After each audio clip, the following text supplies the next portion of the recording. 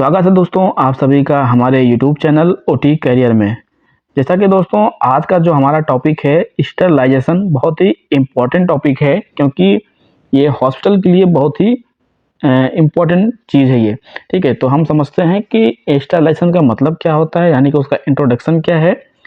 Sterilization क्या है? सभी माइक्रो ऑर्गेनिजम्स को कम्प्लीटली डिस्ट्रक्शन कर देता है या फिर डिस्ट्रॉय कर देता है, यानी कि कम्प्लीटली क्या करता है, क्लीन कर देता है। जैसे कि हमारा क्या है, बैक्टीरिया है, वायरस है, फंगस है, यहाँ तक जितने भी स्पोर्स हैं सभी को क्या करता है, नष्ट कर देता है। ठीक है, और इंस्टॉलेशन का उपयोग कहाँ कहाँ पे होता है? आपको ओटी में, सीएसडी में, आईसीयू में और एंडोस्कोपी में यहाँ पे इस्तेमाल किया जाता है। ठीक है, और हमारा जो इंस्टॉलेशन होता है इसका जो उद्देश्य होता है क्या होता है, पेशेंट सेफ्टी और इन्फेक्शन कंट्रोल, यानी कि पेशेंट की सेफ्टी प्रॉपर तरीके से हो सके और साथ ही में क्या हो, हमारा इन्फेक्शन कंट्रोल किया जा सके, क्योंकि इन्फेक्शन कंट्रोल बहुत ही इम्पोर्टेंट होता है।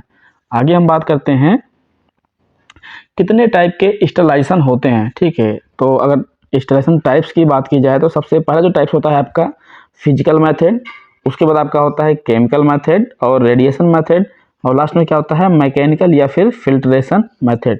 तो ये स्टरलाइज करने के मेथड्स हैं, जो 4 मेथड्स आपको यहाँ पे दिए गए हैं। अब नेक्स्ट बात करते हैं मॉइस्ट हीट स्टरलाइजेशन क्या होता है। ठीक है, ये क्या होता है, ये फिजिकल मेथड के अंतर्गत आता है। इसमें क्या होता है, ऑटोक्लेव, बहुत ही एक प्रक्रिया होती है ऑटोक्लेविंग, जो ऑटोक्लेव के माध्यम से किया जाता है, और ऑटोक्लेव सबसे इफेक्टिव मेथड होता है स्टरलाइजेशन का। ठीक है, किस प्रिंसिपल पे काम करता है ये, steam concentration with protein in nutrition. ठीक है, तो इसके आधार पर ये काम करता है।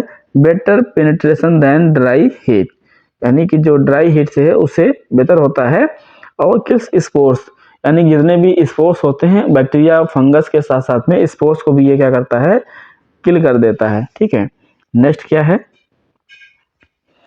Autoclave steam under pressure. ठीक है, कुछ इंपॉर्टेंट चीजें हैं जो ऑटोक्लेव के अंदर होता है, जैसे कि स्टैंडर्ड्स क्या होता है, उसका टेम्परेचर का 121 डिग्री सेंटीग्रेड होता है, और उसका जो प्रेशर होता है कितना होता है, 15 PSI उसका प्रेशर होता है, और इसको कम से कम 15 से 20 मिनट तक पकाया जाता है। ठीक है, अब बात करें अगर फ्लैश की तो 134 डिग्री सेंटीग्रेड तक इसका मैक्सिमम टेम्परेचर होता है, और 30 PSI तक इसका टाइमिंग होता है 3 to 5 मिनट्स का। यूज फॉर किसके लिए इस्तेमाल किया जाता है ये ऑटोक्लेव, तो सारे instruments, dressings, linen, rubber items के लिए हम ऑटोक्लेव का इस्तेमाल करते हैं।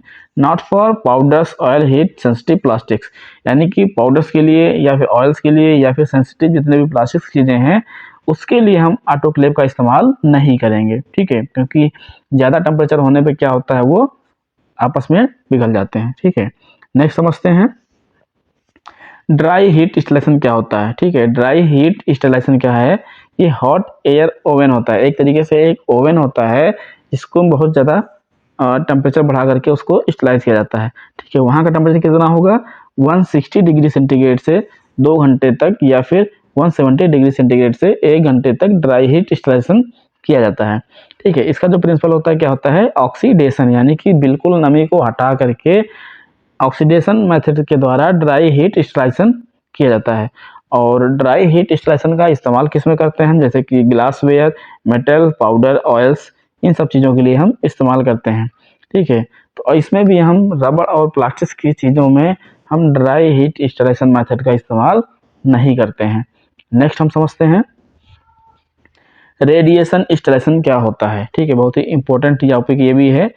तो जो हमारा आयनोजिंग यानी कि गामा रेज होती है, हाई पेनिट्रेशन होता है, use for syringe, catheter and cannula. अगर आपसे कोई पूछता है कि जो सिरिंज आपकी कहते हैं कि सिरिंज हमारी क्या है, स्टलाइज है। ठीक है, कैथेटर हमारा स्टलाइज है, तो ये स्टलाइज किस तरीके से किया जाता है। ठीक है, तो ऑटोक्लेव नहीं किया जाता ये, या ड्राई हीट मेथड नहीं इस्तेमाल होता इसमें, तो ये रेडिएशन मेथड के द्वारा क्या करते हैं, ये स्टलाइज किया जाता है।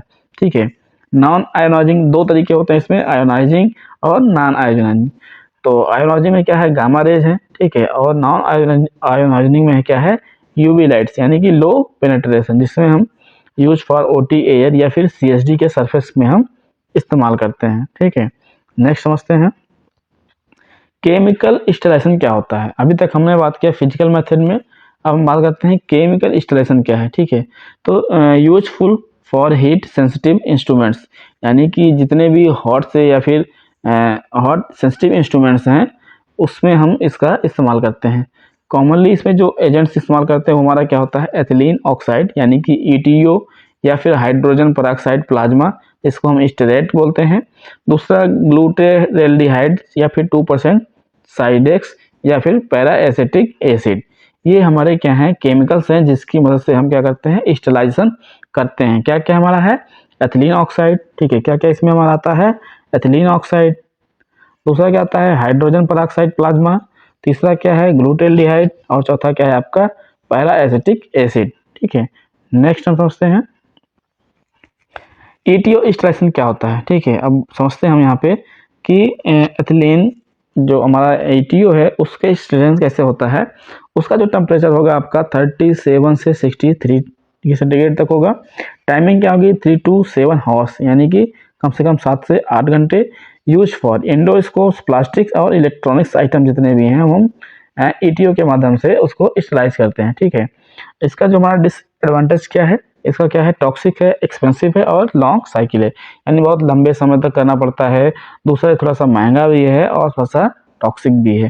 तो ETO स्टेलाइजेशन भी इम्पोर्टेंट है आपका, ठीक है। नेक्स्ट हम समझते हैं, नेक्स्ट हमारा क्या है, हाइड्रोजन, ठीक है, हाइड्रोजन पेरोक्साइड प्लाज्मा, ठीक है। या फिर इसमें क्या होता है, टेम्परेचर इसका लो होता है, 45 to 50 डिग्री सेंटीग्रेड होता है। टाइमिंग क्या होती है, 45 to 75 मिनट्स।